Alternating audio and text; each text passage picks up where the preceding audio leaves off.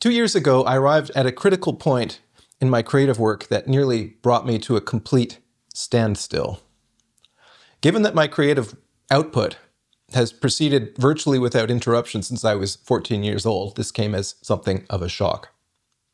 I knew on an intuitive level what I needed to do, but it took a great deal of reflection before I could articulate it. My talk today will center on what I discovered, what it revealed about my process, and how I was able to continue. All artists contend with a dilemma that is fundamental to the act of creation.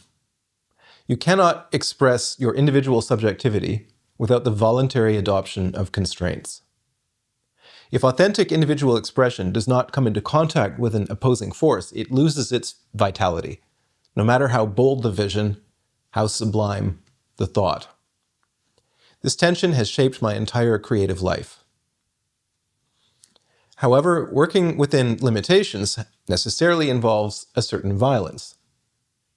Expression is confronted by an unmovable force. It says, no matter who you are or what you intend to express, you must relinquish some of your cherished freedom. Exactly which limitations you submit to is a matter of choice. You are free to choose which straitjacket to wear, but you must wear one. Take narrative, for example. In their simplest forms, all stories resemble archetypes that are not so much inventions of human culture as artifacts of our perceptual framework. They limit us, but they are also the structures that allow us to see, to distinguish objects, and to take meaningful action. Throughout history, artists have rebelled against these constraining forces again and again, rejecting traditional forms and techniques, only to have them reappear in different ways. But it hardly matters whether one works positively with forms, bending to them willingly, or negatively, seeking to obliterate them. Either way, they shape the creative process. For the purposes of this talk, I'm going to refer to these contradictory forces as the formal, i.e. external or abstract concepts existing prior to the creative act, and the informal, by which I mean subjective, intuitive expression. My first conscious confrontation with this polarity dates back to my first published composition, Le Malheur adoucit les Pierre, for bass flute, English horn, and bassoon. I wrote this strange piece when I was 21 in a single, long, strange day. I wanted to see what would happen if I applied the principle of automatic writing to musical composition, allowing the music to emerge spontaneously without sketching or planning in advance. Thus, the act of composition was a kind of performance or an improvisation. There were no corrections, just writing without thinking where it was going to go. So the informal part of the equation was obviously foregrounded. What is interesting is how the formal emerged anyway, as though it could not be suppressed. I suggest that we listen to the first movement as performed by Ensemble Proton Bern in a live concert in Paris.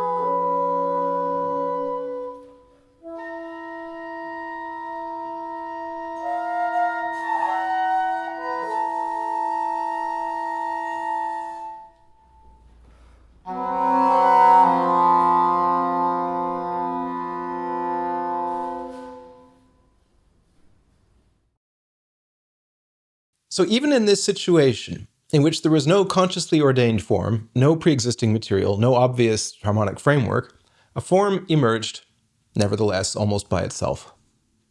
The piece divides neatly into 3 sections. It opens with a single motif consisting of short 2- or 3-note phrases with harmonic accompaniment. This is followed by a central section with a more developed melody with accompaniment, and then a coda that recalls the first part of the piece.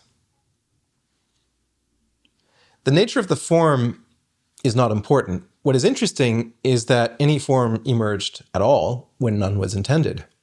This basic problem is not exclusive to music, and my understanding of it over the years has been shaped by the work of many artists who have profoundly affected my understanding of aesthetics. Let me present 2 paintings that illustrate this formal-informal tension in a particularly acute way. So this first painting is Who's Afraid of Red, Yellow, and Blue by Barnett Newman. The second is Composition 2 in Red, Blue, and Yellow by Piet Mondrian. At first glance, these 2 paintings appear extremely similar. Even the titles are nearly the same. They both use a very restricted palette of primary colors, with large areas of red overwhelmingly dominating the picture. They both reject figural representation in favor of abstraction and simple geometric shapes. They avoid any illusion of depth, expressive brushwork for its own sake, or other painterly effects. But philosophically, they are irreconcilable opposites. Although Barnett Newman respected the Dutch painter and acknowledged his considerable influence, he felt that Mondrian's quest for the formally perfect painting was a kind of dogmatism, excessively systematic and theoretical. A Mondrian painting succeeds as a picture to the extent that it establishes an ideal set of proportions, forms, and intensities, with expression itself largely taking a backseat. Any notion of spontaneity, expression, or a transcendence appeared to Newman as secondary, or worse, completely irrelevant to Mondrian's theory of painting. Works of art that aim primarily for formal balance or perfection run the risk of becoming merely decorative. Newman's art rejected formal orthodoxies in favor of individual singularity, transcendence, and exaltation. He never planned or sketched his paintings, instead relying on intuition. He had no grand theories to defend. And yet Newman was, in his way, as dogmatic as Mondrian. To insist that intuition alone is sufficient is to replace one orthodoxy with another. And whilst neither position is wrong in itself, they are both incomplete.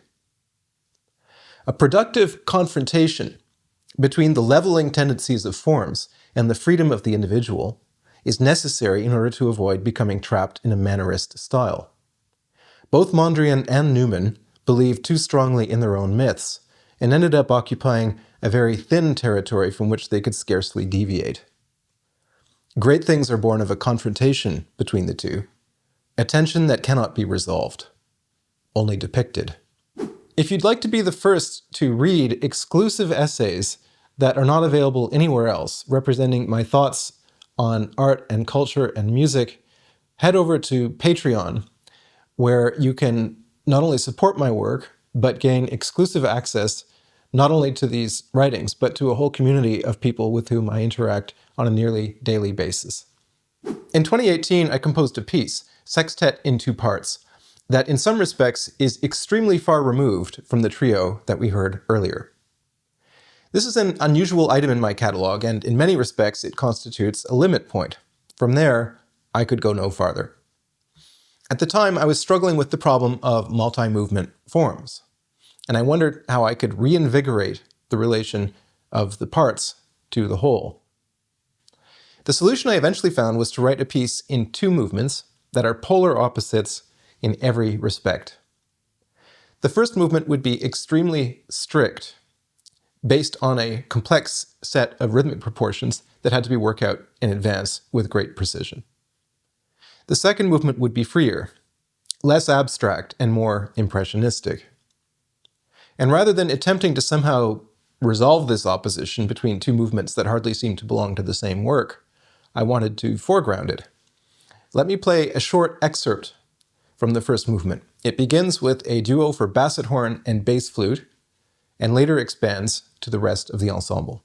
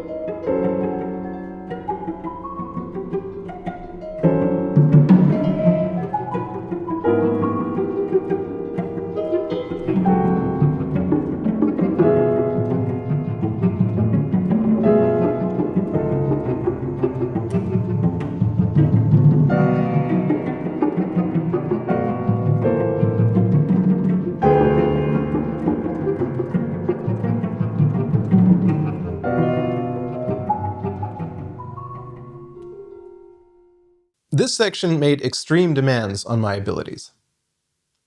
It borrows strict contrapuntal techniques from the medieval era and applies them to a very different sort of language involving cowbells, Casio keyboards, and bass flute. In the second movement, this very complex language is replaced by something much more relaxed. I suggest we listen to a minute of the second part.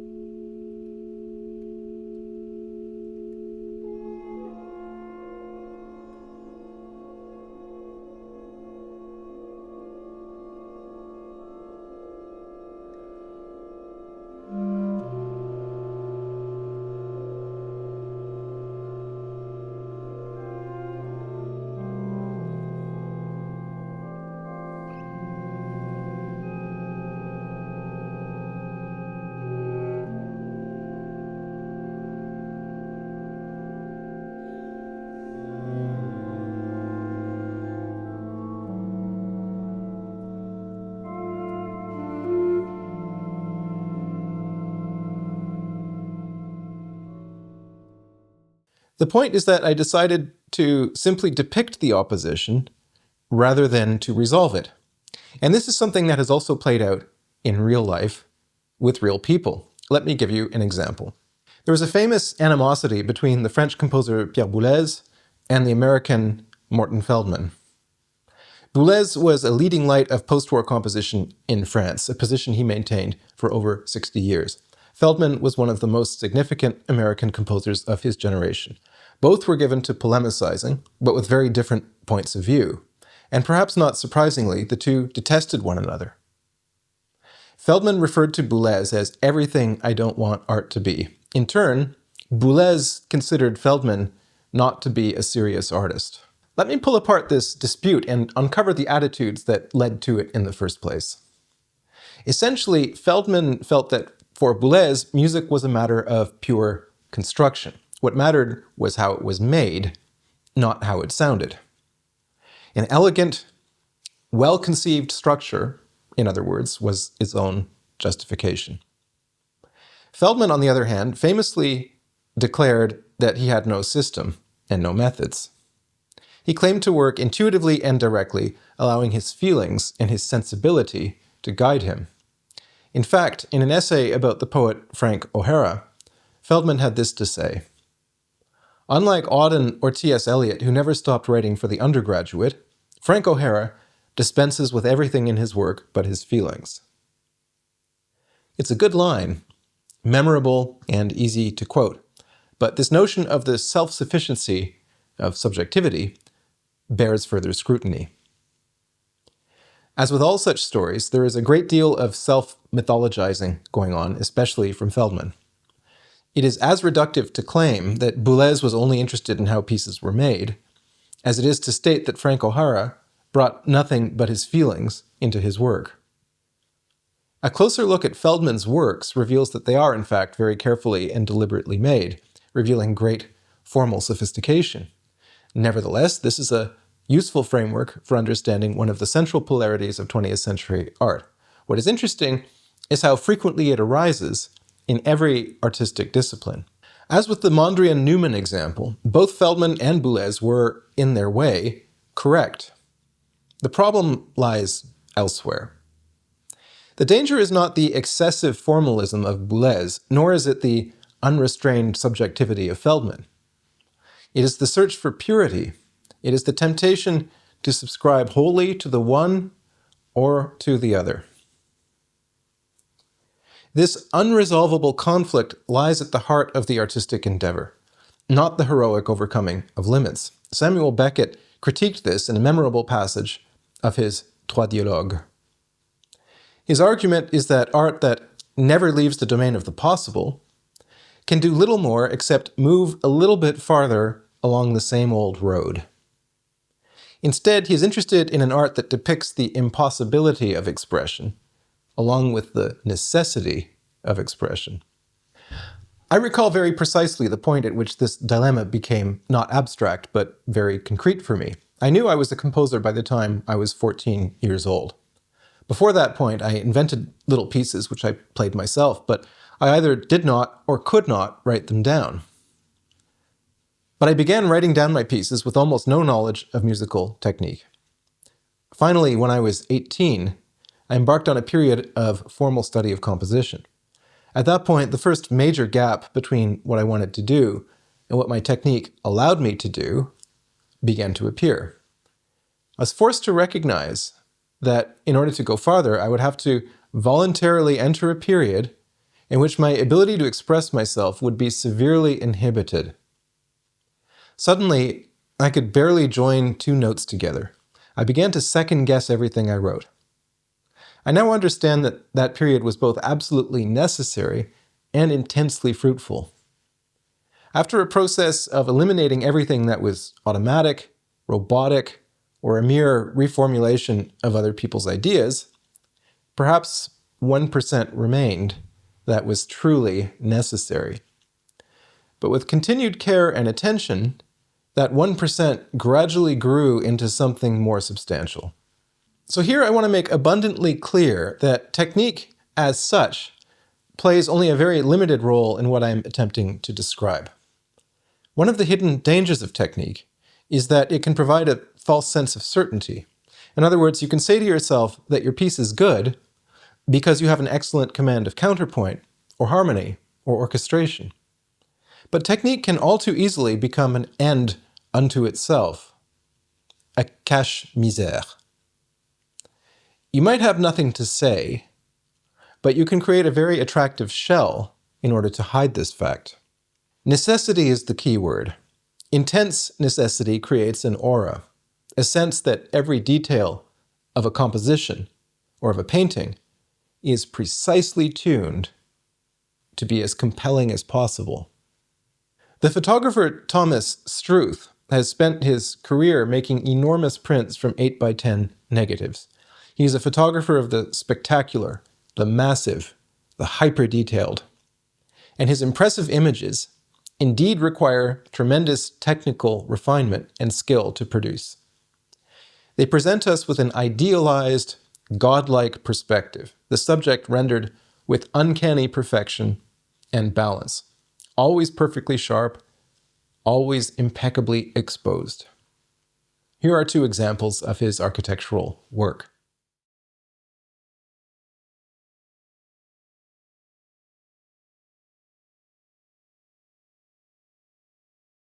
And here are two photographs by the Japanese photographer Daido Moriyama. In many respects, they are the opposite of Struth's work. They are grainy, blurry, and overexposed. The horizon is often tilted, and the pictures appear to have been shot in great haste. Here we are extremely far removed from the geometric precision, front-to-back sharpness, and careful tonal gradations of the Struth photograph. Whereas Thomas Struth carefully plans each and every exposure, Moriyama's philosophy is quality through quantity, shooting as much as possible, as fast as possible, sometimes without even looking through the viewfinder, obsessively documenting everything that catches his eye, and then performing ruthless edits in the darkroom. Yet, Moriyama's aesthetic is very carefully cultivated. He is famous for the intense, unflinching, and sometimes disturbing energy of his pictures. My close study of these photographers and my own photographic work eventually allowed me a path forward from the crisis that I mentioned at the outset of this talk, but I'll set that aside for now. The main thing is that Moriyama is not as spontaneous as he appears. He's actually quite methodical and deliberate in his work. And Struth is not as formally rigid as one might think. His process is exploratory, even playful, not totally predetermined. For his part, Moriyama in fact pays great attention to the geometric energies of his pictures. They are alive and vital because the unruly contents of the picture always come into sharp opposition with the unyielding dimensions of the rectangular frame. Of course, their working methods are completely different. Moriyama worked with small 35mm cameras, which are designed to be an extension of the photographer's eye and body. Struth, for his part, prefers large format 8x10 cameras which must be placed on a tripod and meticulously leveled and adjusted.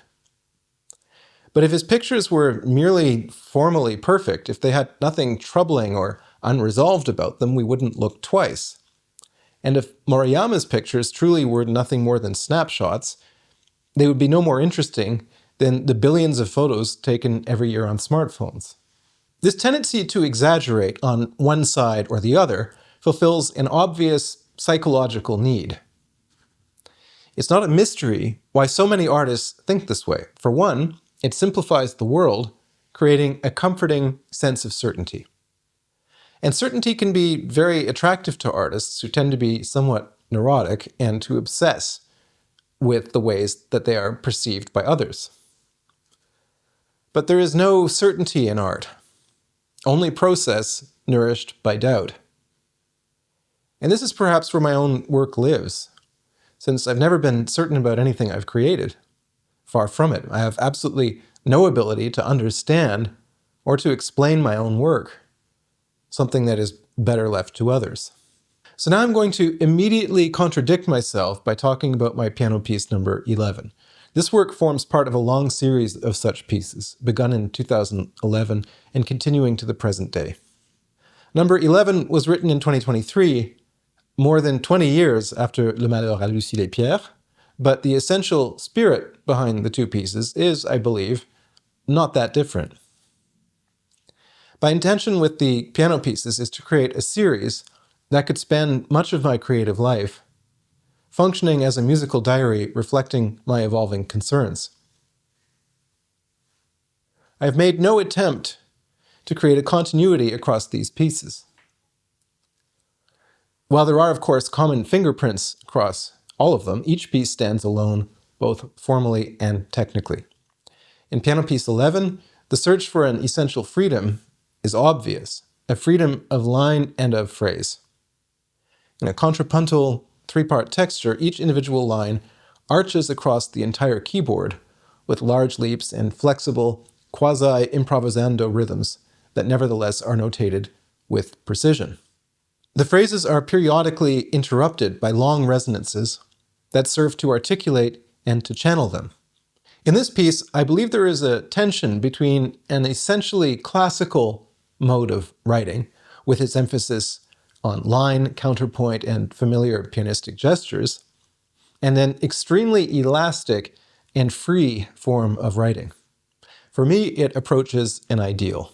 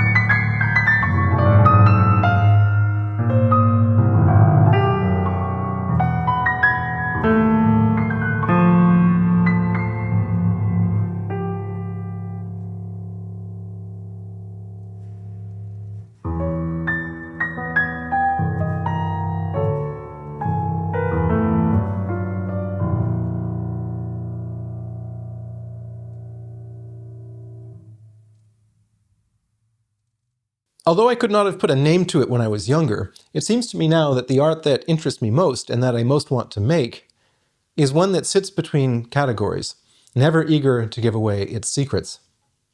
I'm always conscious of the possibility of failure, not in some falsely modest or masochistic sense, but failure in the sense of a performer who knows they are walking a tightrope and can fall off at any moment. You hope that the listener or viewer finds themselves compelled to look, compelled to listen. At the beginning of my talk, I said that I had arrived at a turning point a couple of years ago, in that I had the sense that I had gone as far as I could in a certain direction. This was a very difficult moment because the instincts I had refined over decades, the vocabulary I had established, was no longer sufficient. It's hard to explain how that can happen. I was having lunch with a composer friend of mine in Strasbourg a few months ago, a very famous artist who is more eloquent than me. He said, you can't just will your work to change. You have to work through your obsessions until the day comes that you find yourself at an impasse, and it will force change to happen. And what I eventually realized was that I had absorbed a certain language so completely that it disappeared. I had become too adept at using it. It no longer provided the tension I needed for a work to crystallize.